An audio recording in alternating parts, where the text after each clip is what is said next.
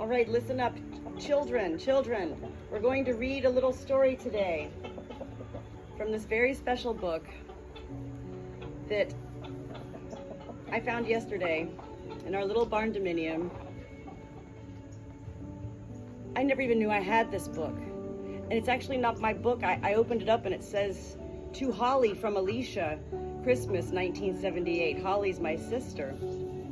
I don't know how I ended up with this book, and yet, for whatever reasons, I discovered that a long time ago that while heaven does work in mysterious ways, it's a really beautiful thing when such things in life present to us at a time when we most need it and didn't even know we needed it. Hey guys, listen, it's story time. Everybody gather around. Gather around the Good Shepherd. We're going to read a little fairy tale here, okay? I'm going to read about the little gnome today, the little gnome. Is everybody ready? Once there lived a little gnome who had made his little home right down in the middle of the earth. He was full of fun and frolic, but his wife was melancholic, and he never could divert her into mirth. He had tried her with a monkey and a parrot and a donkey, and a pig that squealed, "Wheneer!" He pulled its tail. But though he laughed himself into fits, the jolly elf, still his wifey's melancholy did not fail.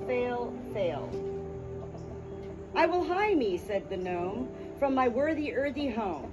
I will go among the dwellings of the men.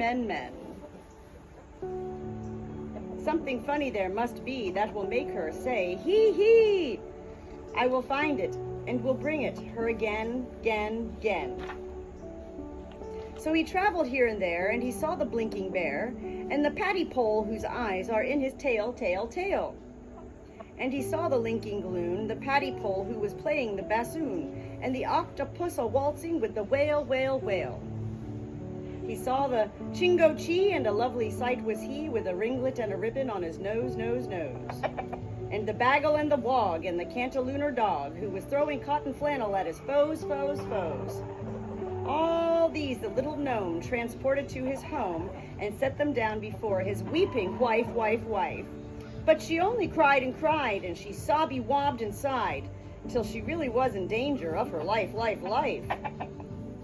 The linking loon, the octopus and whale, the chingo-chee, the baggle. Then the gnome was in despair, and he tore his purple hair, and he sat him down in sorrow on a stone.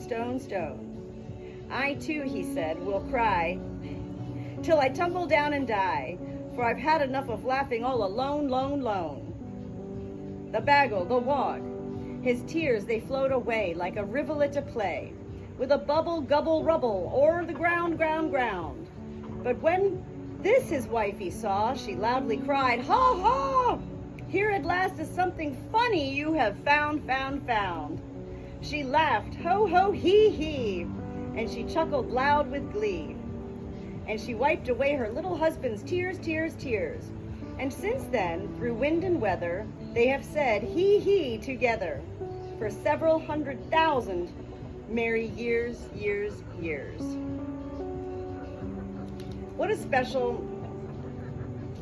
I've never heard that fairy tale in my life. The gnome, the gnome? What even? The little gnome. And here, this is how heaven works. Because I've collected gnomes and fairies for many years of my own life. And yesterday when I buried my hen, Murphy, I had just the day prior to her dying taken all of my gnomes and fairies and placed them all throughout my pet cemetery here on the farm. So you see, this is what I explain and share with people in life, that this is how heaven works. Heaven doesn't ask us to do anything. Heaven has us live. Heaven has us do. And it's only to those who are open to receiving such delights, little gifts, little trinkets and treasures, as Me walking inside yesterday into my little barn dominium, I mean, I wasn't looking for this book. I didn't even know I had it. And apparently I stole it from my sister. I don't even know how I got it.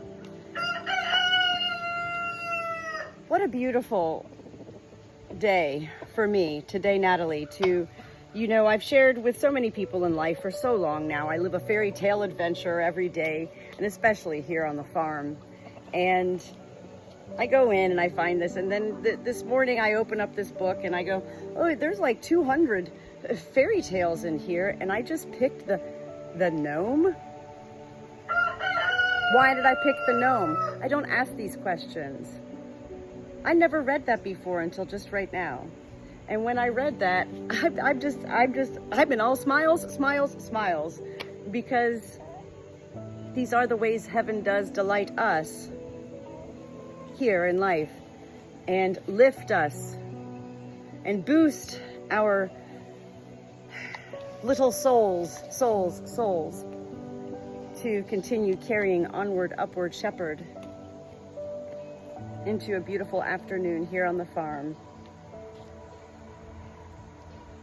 Heaven is real, and I am here with great purpose as the Good Shepherd to continue sharing with life all the ways I, Natalie, as the Good Shepherd, experience such moments of heaven's delight, delight, delight.